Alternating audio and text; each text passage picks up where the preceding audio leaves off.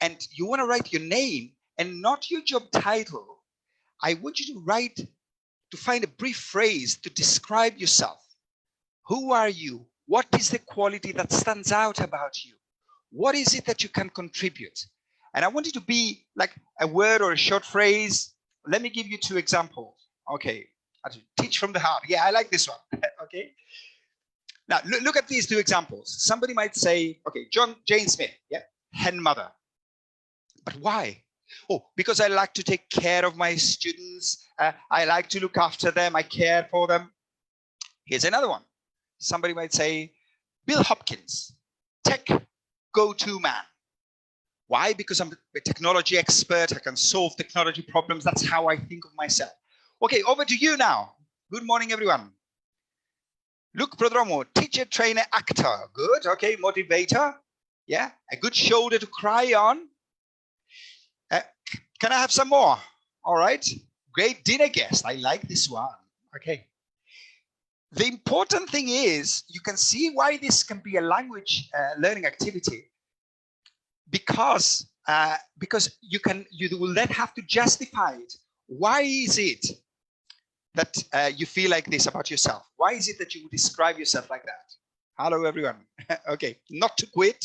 I can see some great answers here. Passionate, focused. And you need to say why. And this is where the language part comes in. Let me tell you about how I would describe myself. Nick Michelioudakis, hunter-gatherer. Okay, why? Because I think perhaps my most interesting quality is that I'm very interested in ideas. I'm fascinated by ideas. So I collect them. I'm a gatherer.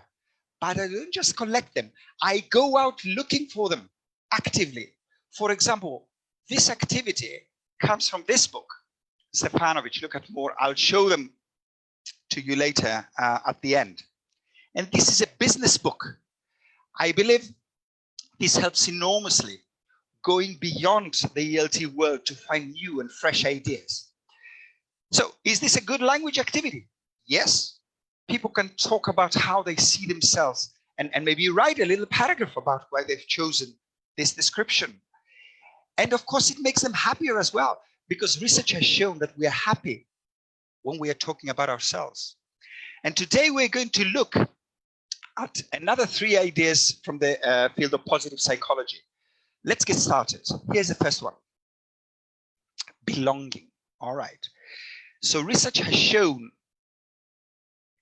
that one of the keys to happiness is a feeling of belonging, a feeling that you are accepted by your peer group. Okay. And this can be tremendously effective. Let me give you a little study. Imagine that you have agreed to take part in a psychology experiment, okay, like this guy here. So you go to the laboratory and they sit you in front of a computer, like this guy, and they give you a task to do. And the task is you need to arrange shapes and colors on a map. So there you are working away. It's not an easy task. And then the experimenter comes to you and gives you a handwritten note. I said, actually, we had some people doing this task earlier, and one of them, his name was Steve, and he wrote this little note for you. It's a tip for how you can do it better. So he gives it to you. How would you feel? I think you would feel great.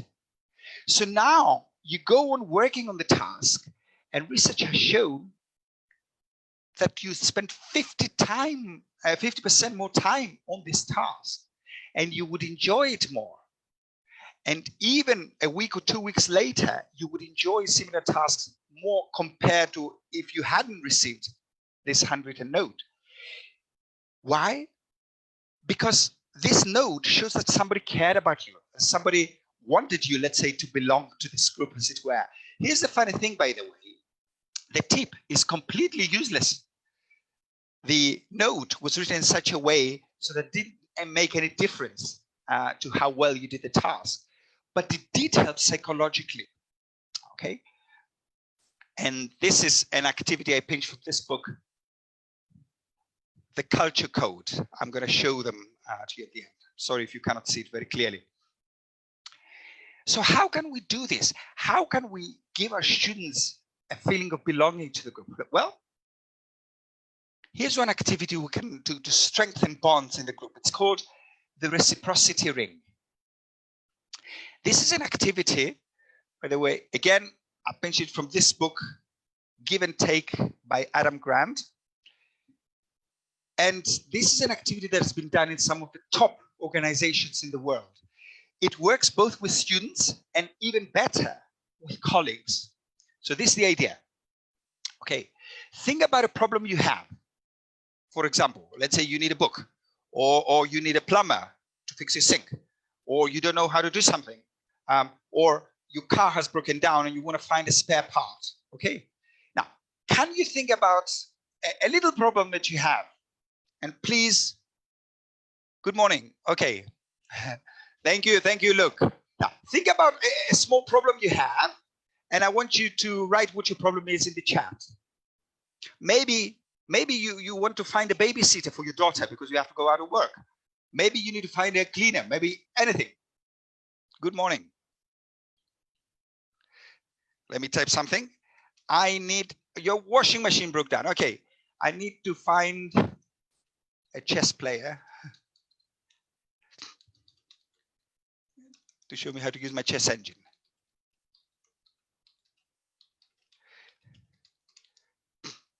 Okay, I need to lose weight. Okay, we need a new toilet. Okay, anything else? I've lost my keys. Oh, okay, I don't think anybody could help me with that. Okay, good morning. Okay, maybe, yeah. Hello, I need to find a new house. Okay, so you get the idea.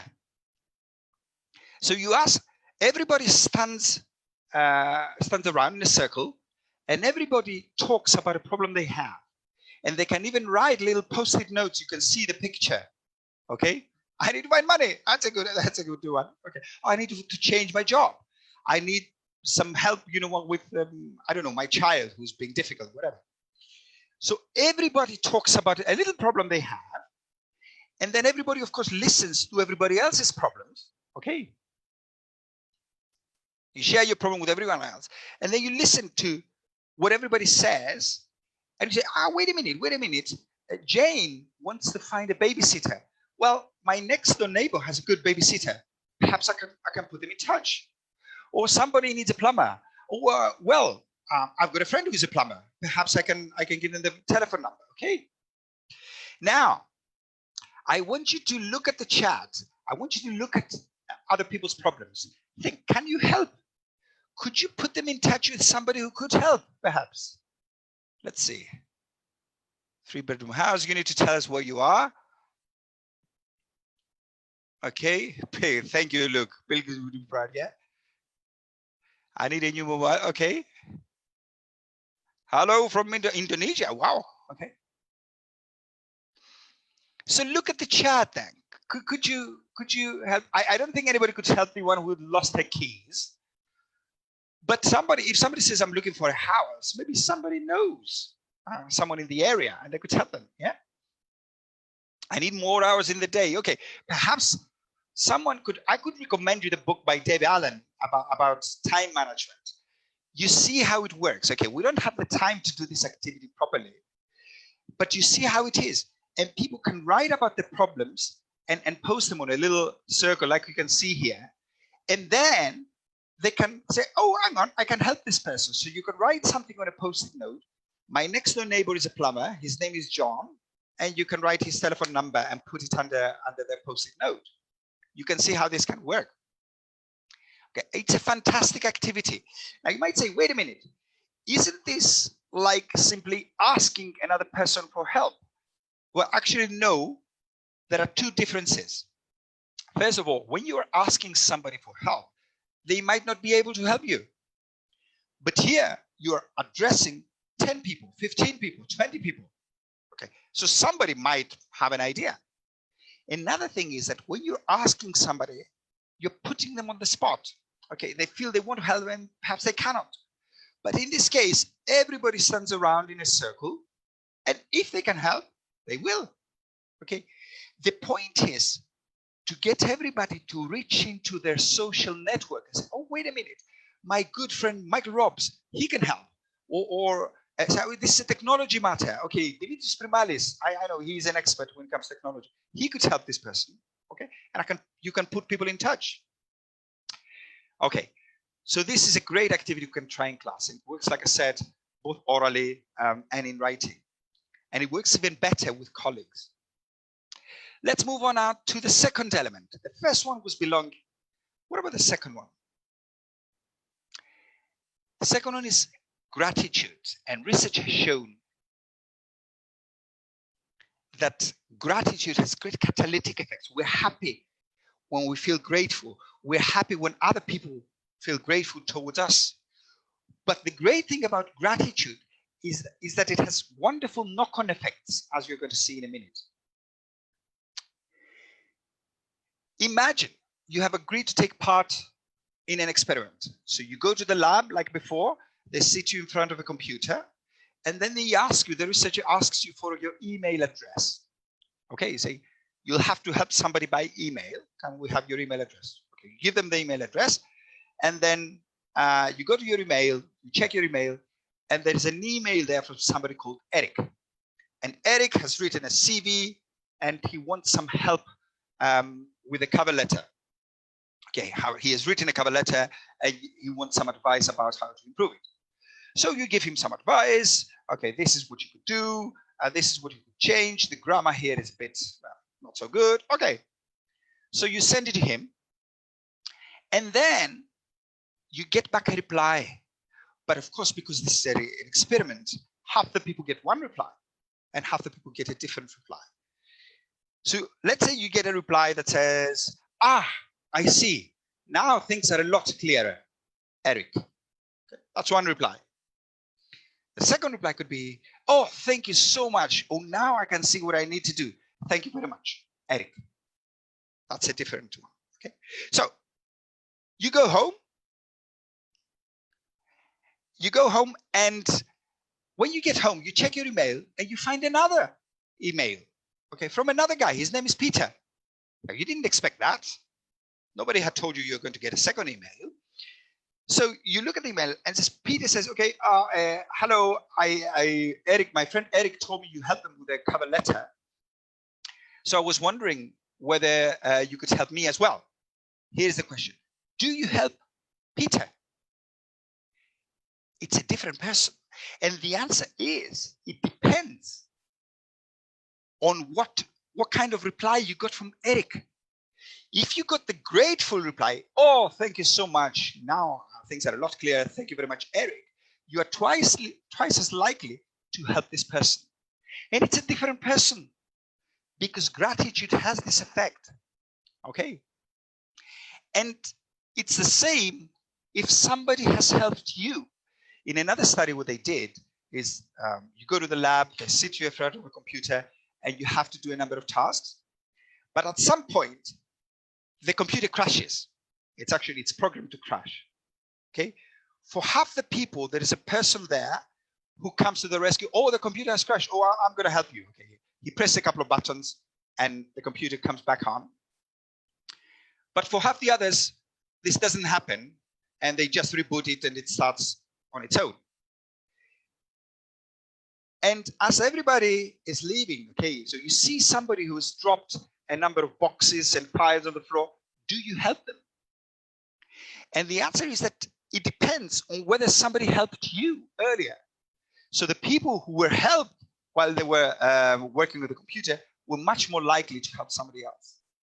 So this is the great effect of gratitude. Okay. How can we use this? Can we use this in class? Well, let me tell you about an activity that I have used repeatedly in Saudi Arabia, and it's amazing. You can feel the effect in the room. It's called the really special person. Okay, once again, I'm going to ask you to type something. I want you to think of somebody that you're grateful to. I want you to think of somebody who has done something for you, even something small. And it is better, it's best if this person is someone in this group, if you've seen their name on the chat. Okay? All right. And I want you to write a little sentence telling us why this person is special to you and why you're grateful to them. For example, I would like to say that a person that I am grateful to is Luke Prodromou, our great friend Luke Prodromou, for two reasons, basically. First of all, because he will not hesitate to tell me when I'm wrong, and I'm very often wrong, and I love this in a friend. But more importantly, because he's always there and he's always supportive. He always has a kind word to say about all the things that I try out. So thank you, Luke. I'm really grateful to you. Okay, over to you now. Okay, I would like you to write one sentence, okay, about somebody that has done something for you and why you're grateful to them. Okay, and I'm grateful to Nick Primalis. It's Dimitris Primalis, but okay. Okay. Thank you, things. Okay. Yeah. I'm grateful to.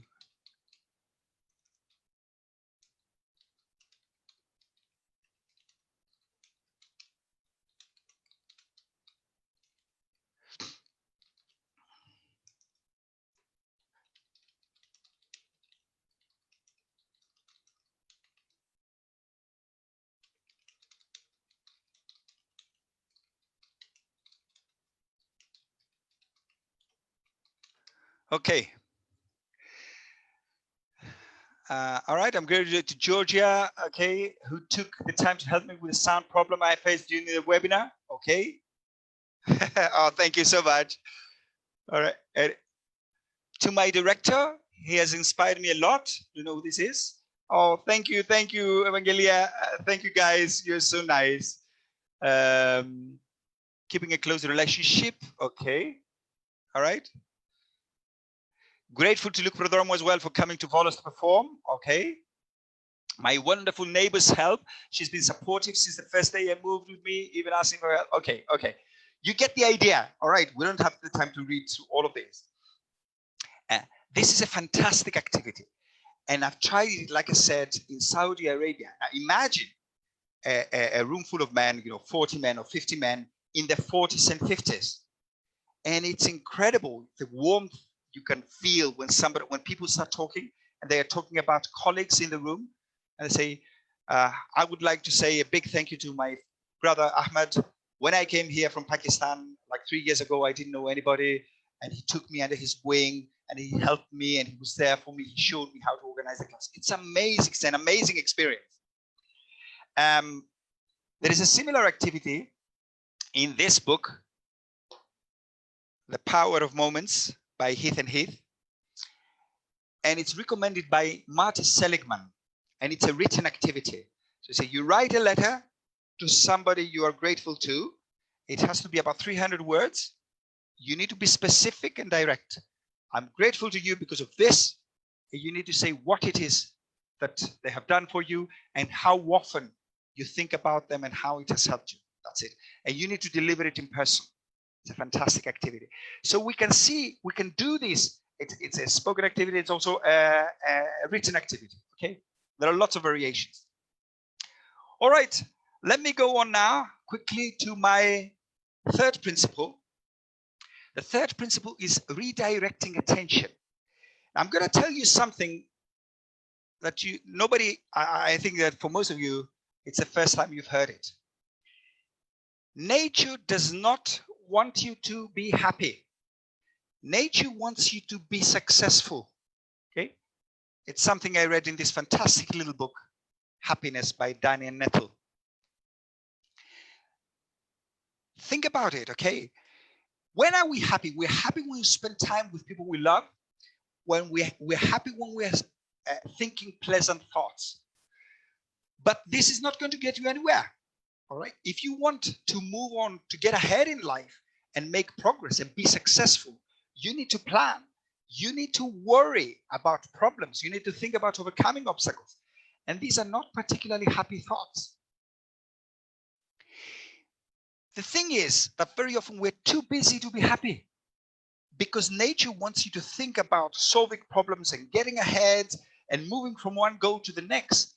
We hardly even take time to celebrate even when we do succeed. We immediately start thinking about the next problem. But because we are human beings, we can redirect our attention and start thinking happy thoughts. Let me give you 2 examples. Both of these things have been tried in the lab. One activity is called Future Perfect. Okay, it says imagine the best possible future for you.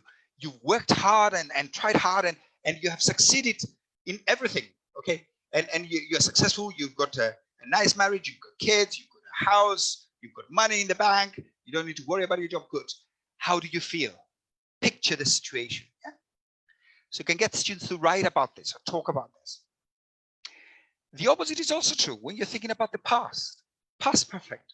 So think back to a wonderful experience you had in the past. Okay, maybe when you graduated from university, maybe the day when you got married, the day when your daughter was born, perhaps.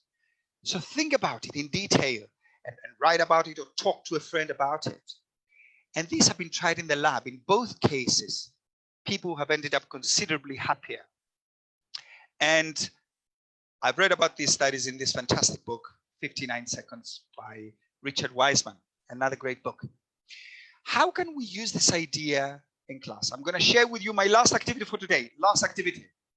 And again, I'm going to ask you to do something. All right, here it is. It's called the flowers. This is an activity I found in this book, Look at More by Stefanovic. Imagine you're walking down the street or you have just got off the bus and somebody approaches you and gives you a bunch of flowers. Here they are. All right. And they give you those flowers and they tell you this.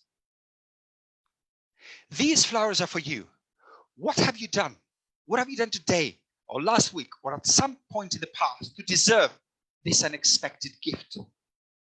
What a fantastic idea. Stefanovic, he's a business counselor. So he took his team, you can imagine 15 people all dressed in suits.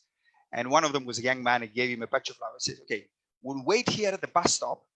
And if you see somebody, you go up to them, and you give them the flowers and you ask them this question. So he did this. Okay, you can imagine those people on the side, and this guy comes up to you and gives you the flowers. And he gave the flowers to a middle-aged woman. And he asked her this question. And it turned out this woman was a teacher. So she was a bit taken aback. And then she said, well, as a matter of fact, a couple of months ago, I used to teach a young boy, and his father lost his job. So he told me we cannot continue with our lessons because he couldn't afford to pay for the lessons. So, but I liked him because he was nice and motivated and so on. So I told him, look, I don't want any money. Okay, I'm going to prepare you for the exams in 2 months' time. No money. Okay, so she helped him prepare, and he took the exams and he passed the exams. So she felt very proud for this. Okay, so she felt she deserved the flowers. All right, over to you now. I want you to think about one little thing that you've done and why you deserve those flowers. Okay, here are the flowers. Over to you. Why do you deserve these flowers? And you could say, oh, well, I feed the stray kittens in my street. Okay, or my friend was in trouble the other day, and she called me at 1 o'clock in the morning, and I went over there and helped her with a problem. Something like this. Okay, please write down about one incident you can remember where you did something for somebody else and you feel you deserve the flowers. Okay, one sentence. Let me see. Okay.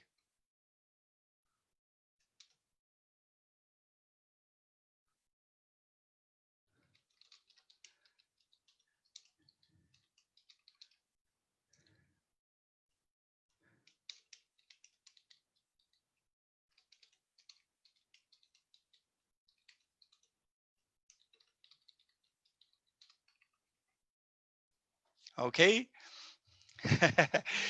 No, you do not expect flowers, but if somebody asks you nevertheless, okay, I babysat for a friend who had an exam, good. I hugged a student who's feeling sad, great. I'm a good enough mom, yeah. Okay, 2 words, okay.